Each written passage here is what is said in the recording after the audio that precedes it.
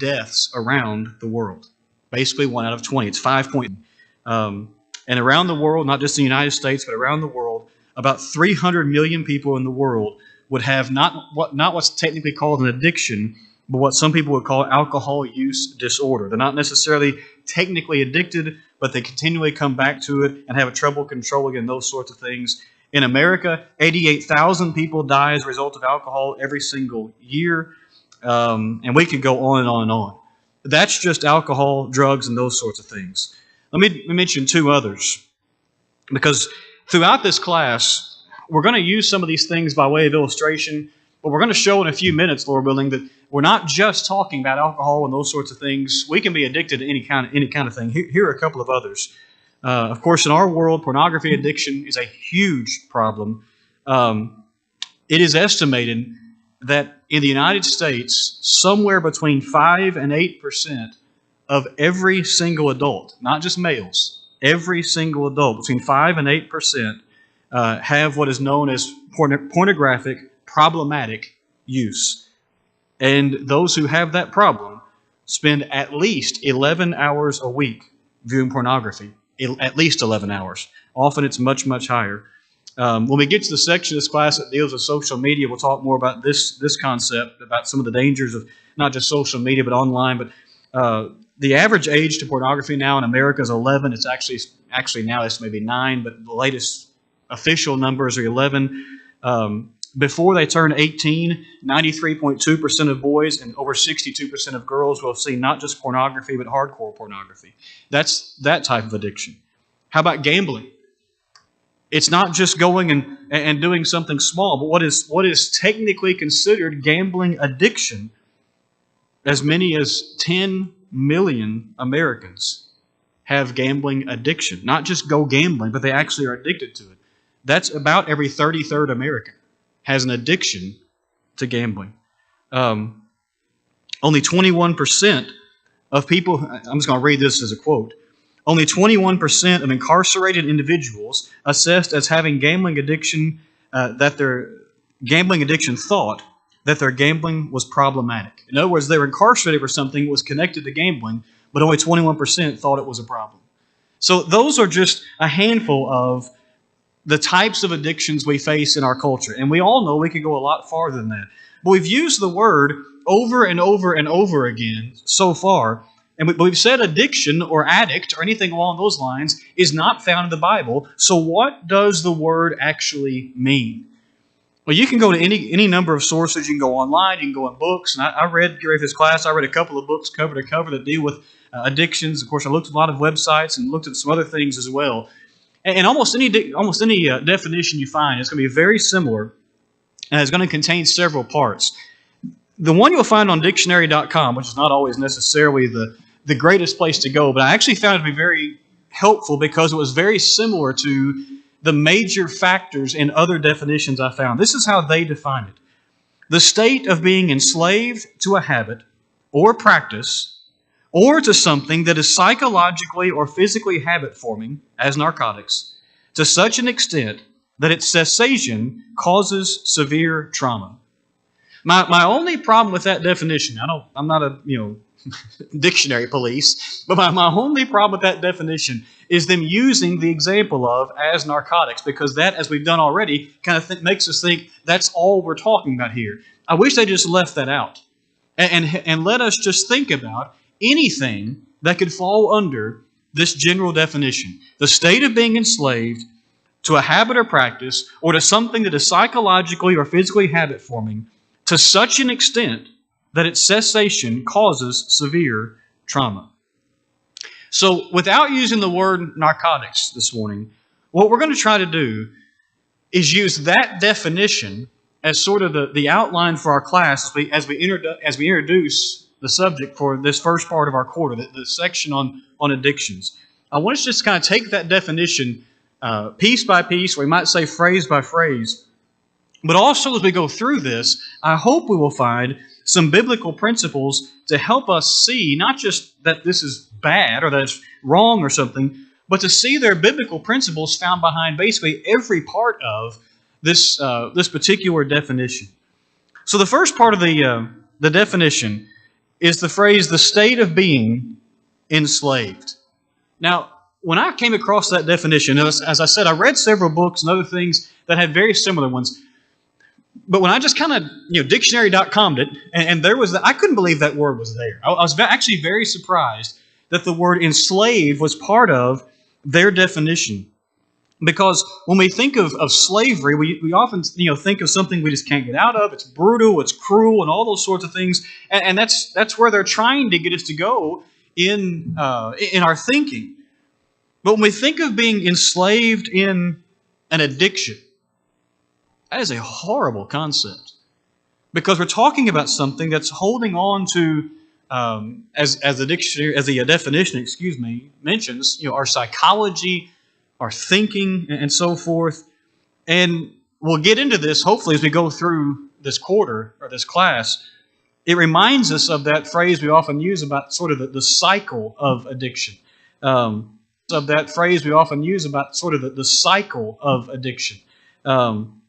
Some people like to call it a series of addiction, not just a cycle, because some people never go all the way down and back up. They just keep going. And so however you want to think of that, not make either a cycle or sort of a series.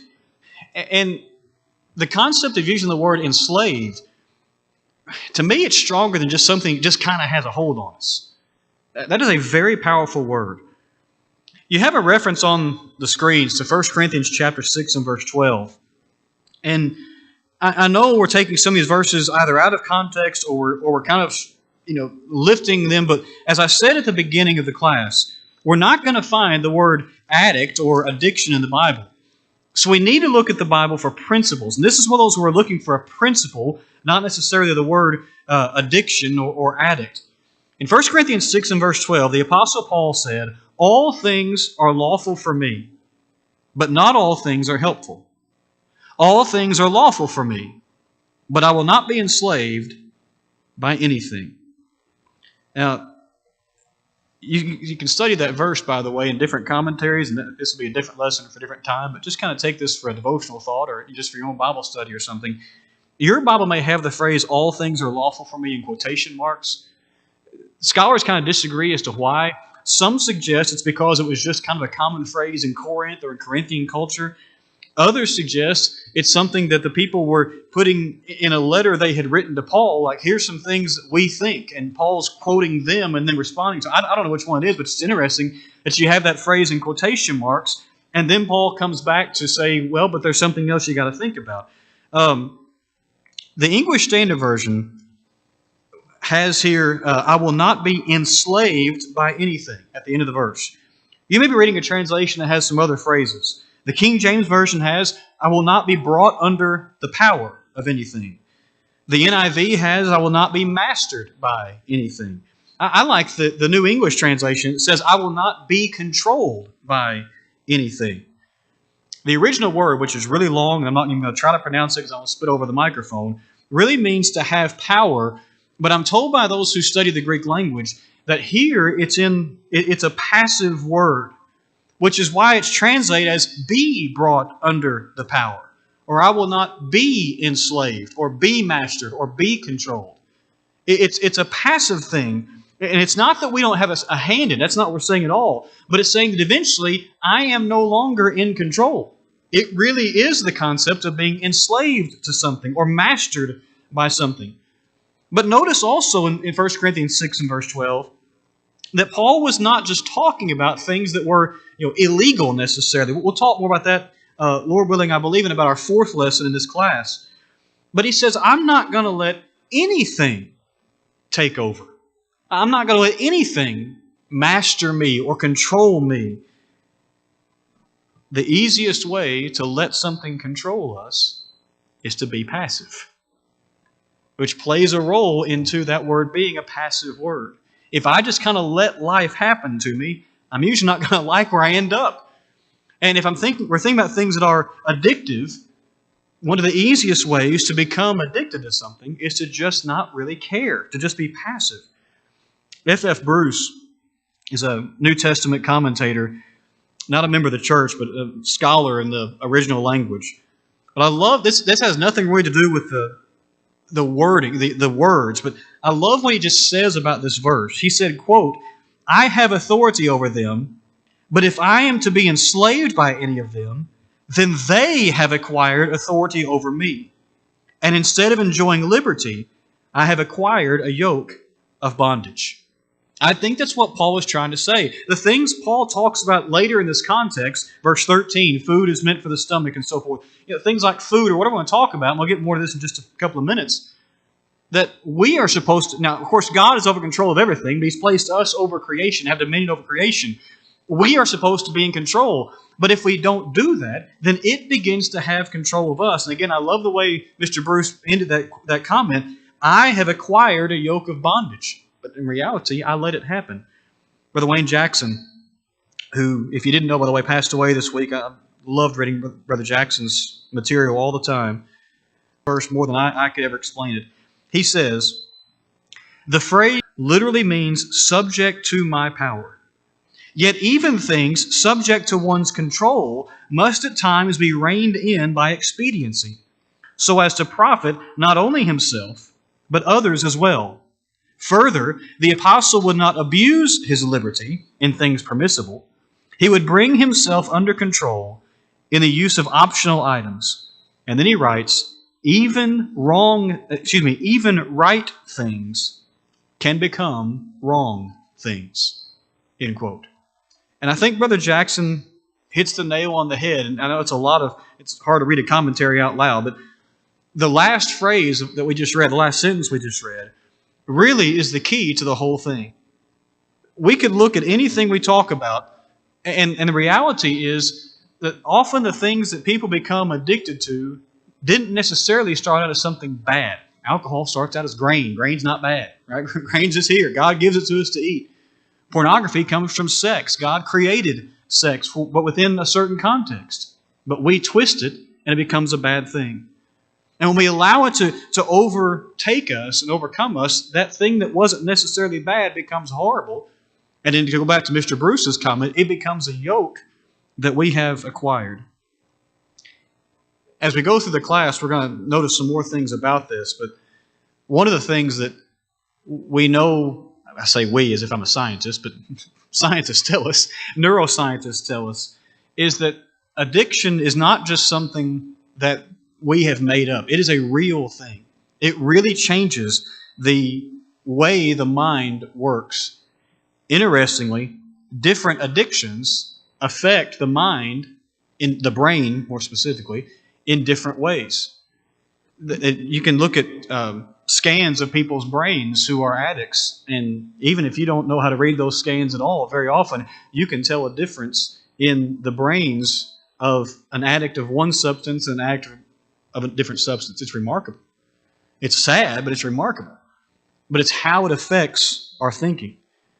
It is also interesting how some of the addictions affect in similar ways. For example, if you were to look at the scan of someone who is deeply addicted to pornography, and then look at the scan of someone who is addicted to cocaine, they're not the same, but they are very similar. And so it's interesting how some are similar, but all of them are slightly different in how they affect our thinking. But an addiction is the state of being enslaved. But we have to keep in mind, we have allowed it to happen. We have allowed this thing to take over our thinking. But what thing is it? Well, that's the second part of the definition. The definition includes the phrase to a habit or practice or to something. Now, this may seem obvious, but it needs to be said. We kind of hinted at this at the beginning of our class, but I wanted to bring it back here and kind of save more of these next couple of minutes. A lot of times, if we were to, pass around a sheet of paper, this morning wouldn't take that long, there's only 5 people in the room, but if we were kind of pass around a sheet of paper, and even a large room, or to say, hey, send a text message to this number and say, when you think of addiction, what's the first type of addiction you think of? We probably would actually have a pretty short list. Most of us think of the same 2, 3, 4 things. We think of things that people are commonly addicted to. But I'm very grateful that those who wrote this definition and others I've seen that are very similar really make it a very broad umbrella. Because it's not just a particular habit or a particular practice. It really can be anything. We can be addicted to almost anything. It can be a habit or a practice. Some people are addicted to the things that they do. Is workaholism not a real thing? I knew a man that loved his work, which is a great thing, and was very good at what he did, which is wonderful. He truly had a skill. But he worked, I don't even know the hours the man worked. I mean, 4 or 5 o'clock in the morning until close to midnight almost every day. I mean, and I'm not, except he did come to worship on Sunday, but 5, 6 days a week, those were his hours. And he never said the words to me, but it was told to me by people who knew him even better than I did, that he had told them that one of his, I won't say goals, but one of his thoughts in life was, I hope I die doing what I'm doing. And he didn't mean like that he worked until the day of his death. He meant, I wouldn't mind if I basically dropped dead doing my job. That's how much he loved the job. Now, there's a fine line in loving your work and doing a good job in your work and being addicted to your work, or maybe what your work brings you. Maybe you're addicted to the paycheck, or you're addicted to the adulation you get, or something like that. But we can be addicted to something that we do. Some people are addicted to sports, and that they get literally a high out of the running, or the feeling they get of the workout, or whatever it happens to be. We can become addicted to those things. But also, of course, it can be something. And that's when we usually think of things like nicotine or alcohol or a particular hard drug or something along those lines. But it can be anything. But here's what I want us to notice. If you think about the fact that you've got kind of this concept of a habit, and then you've got the concept of something, oftentimes what truly begins to, if I may use the word, enslave people is a combination of those. You may be able to see on the screen, you may not, but what about the example of someone who is addicted not just to the alcohol, but to the people that they are around when they do that, or the places they go, the circumstances that cause them to drink, or that lead them to drink, maybe that's a better way of wording that. Those things interplay. It's often not just the substance, the thing. Oftentimes it's also the habit or the practice. Who am I around? Where am I going? What leads me to do this? I've seen this study a couple of times, and it's almost hard for me to believe. So if you find something that contradicts it, I'm not going to be totally surprised, but I have seen the study more than once. That if you were to take the internet usage on NFL Sundays, one of the largest spikes in pornography use is in cities whose NFL team just lost a game. It spikes. It doesn't just go up. It absolutely spikes. And it leads you to wonder, is the person addicted to pornography? Well, probably. But is it also not possible that they're addicted to that as a coping agent? My team lost, and this is where I turn. That's possible too. It's a combination of those things. And we can find all kinds of things. You can say, well, what's the old phrase? Causation is not necessarily correlation. Or I get all that. But it's interesting how so often people aren't just addicted to the thing, but there's also the habit or the practice. And those things, if I may use the word, they work together, if you please, to bring someone down. And it becomes a form of idolatry. I just have that word on the screen because really, hopefully next week, we'll think more about that at a deeper level. But the idea of addiction and idolatry, spoiler alert for next week, they are very related, biblically speaking. So the definition continues with to a habit or a practice or to something. And then the definition continues, thirdly, with something, with a habit, practice, or something that is psychologically or physically habit forming. And again, I may be just speaking for myself, but I think very often when we think of addictions, and maybe we're trying to help someone through that, or we see someone kind of going down a road, we're very concerned about that, they're starting to do some things. I think very often that we spend a lot of our time, I know I do unfortunately, only focusing on the physical habit forming. We think about the things that they are doing. They're taking a drink. They're smoking a joint. they're engaged in illicit sex, whatever it happens to be.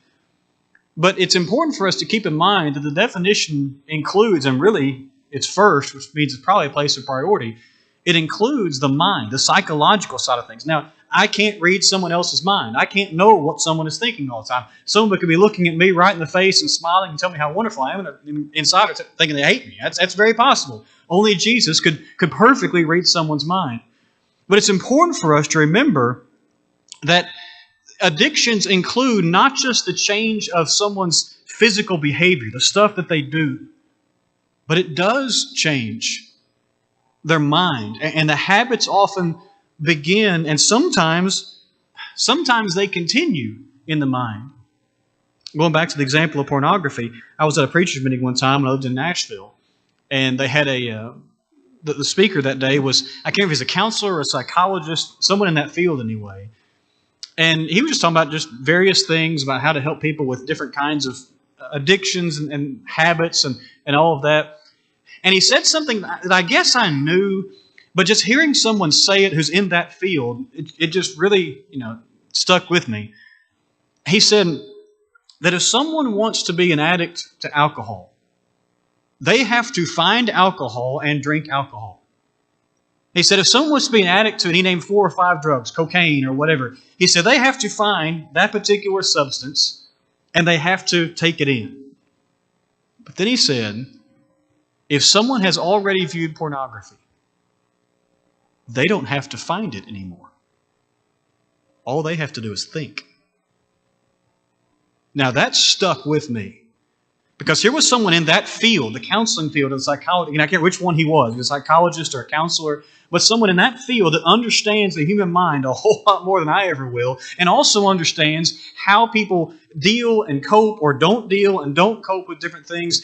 And he said that, yes, initially you have to have found that thing to view, to have in your mind. But once that image is there, it's there. And so I don't have to go out and search and find, a different website or a magazine or whatever. All I've got to do is think. And that's powerful. And it just reminded me of that may be true about that particular addiction. It is true about that particular addiction as far as I can tell.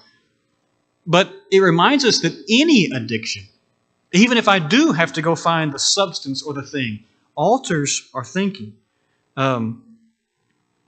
Why do you sometimes see, and by the way, I may not use perfect terminology going through this class, and I apologize if I use something that's not exactly clinically correct or counseling-wise correct. I'm doing the best I can. This is not my cup of tea as far as understanding all the ins and outs of the counseling side and the neuroscience side and all those sorts of things. So just give me some grace as far as the terminology. But why do we sometimes see alcoholics get, if I may use the term, thirsty at just the smell or just the sight of a beer or other alcohol? I mean, they're not actually drinking. Maybe they can't. Maybe they just drive by on the interstate a place where they're making this stuff, a distillery, but they smell it, and somehow psychologically they can begin to have their mouth water or begin to just feel something within themselves. Their psychology's been changed. We will talk more about this in a later lesson. In fact, I believe a couple of lessons. But this is one reason why, among countless reasons, why the Bible so often talks about filling our minds with good things and good habits, good images. Philippians 4:8, of course, comes to mind. That we fill our mind with things that are good and lovely and just and pure, and all that list that Paul mentions again in Philippians 4 and verse 8. But there are other passages that talk about that. It shouldn't just be just so I avoid an addiction, but that's a pretty good side reason to make sure our minds are filled with those good things so that my psychology is not changed to where just a sight or a smell or walking past someplace, if I may use the word, triggers that addiction I'm trying to overcome or trying to avoid it in the first place. And then the last part of the definition, in the few minutes we've got remaining, is that the addiction is there to where the cessation,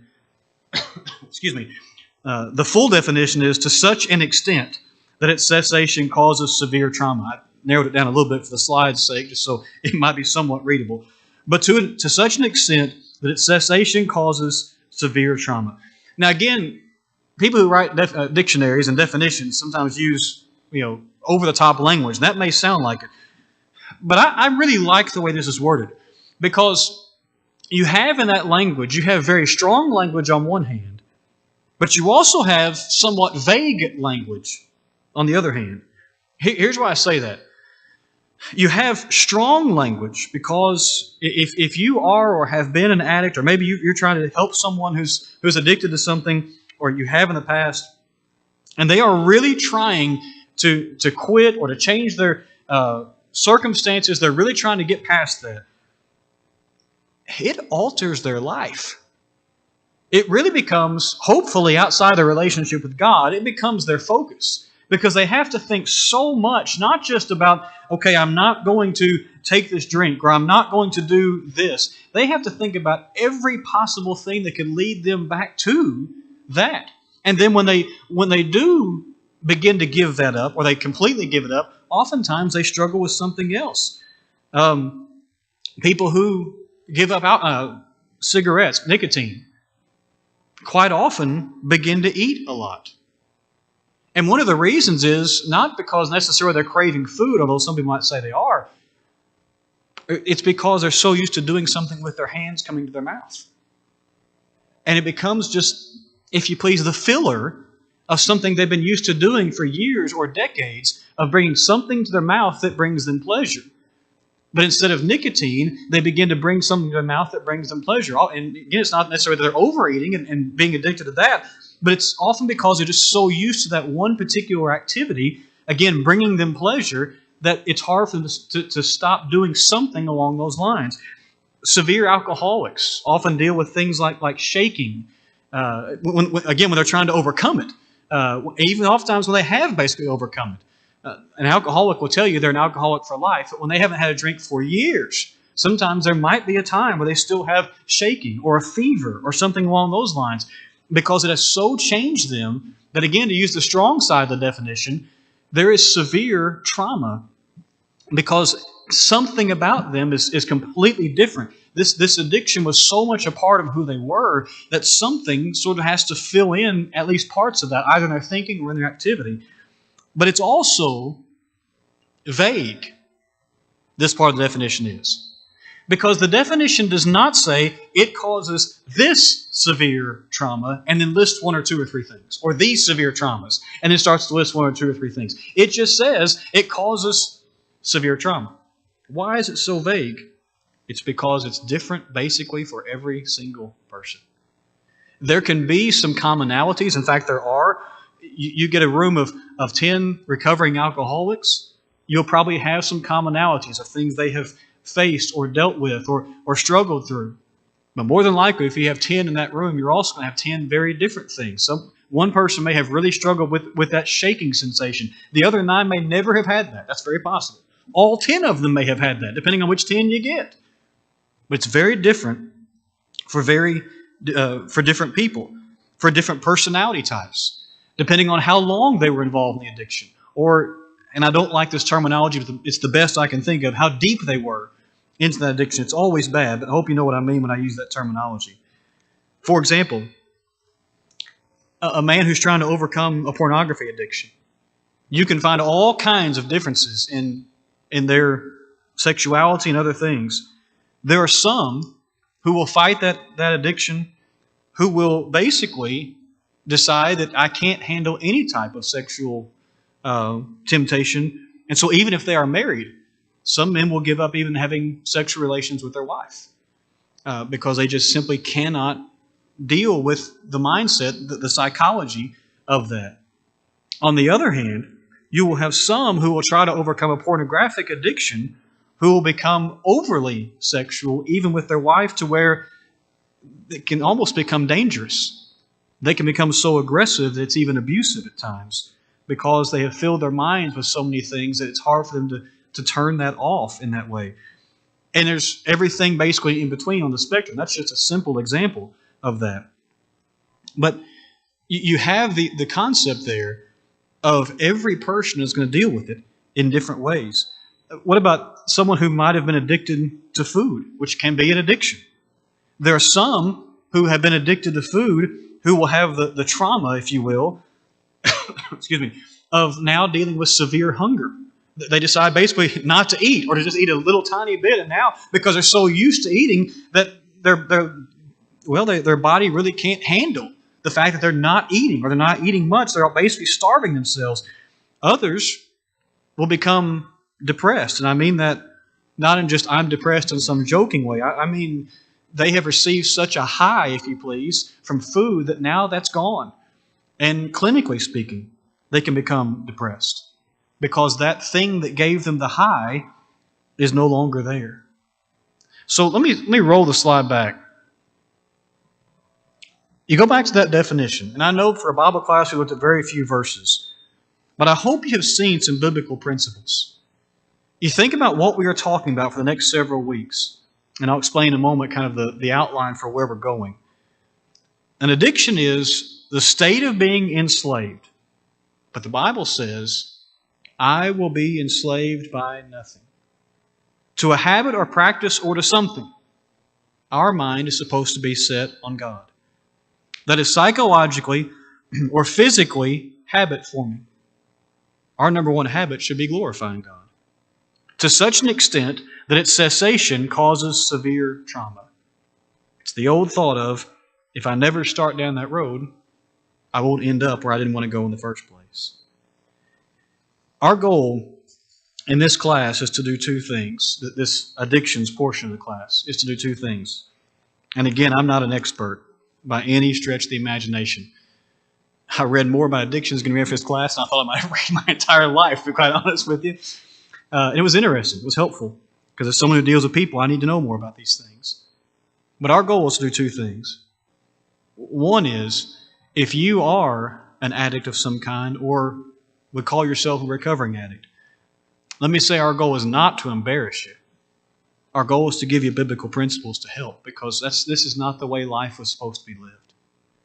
Our life is supposed to be lived glorifying God, living in the liberty that He gives us, not being enslaved by something of this world.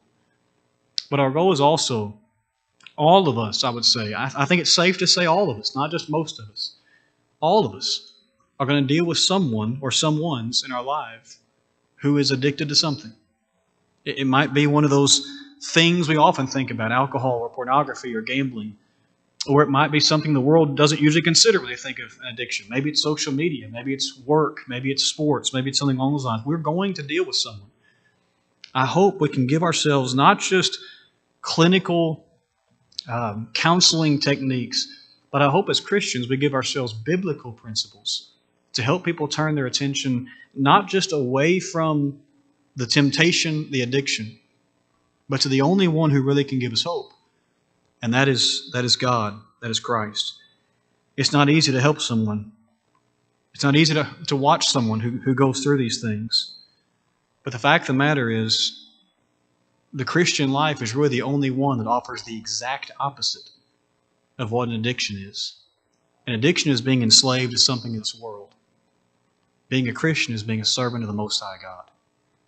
And so in reality, we have the best possible answer for overcoming anything, including these very difficult, very real things. Next week, Lord willing, when we continue the class, we will begin looking at addiction as idolatry. They're not exactly the same thing, but there's some similarities that hopefully will help us understand that.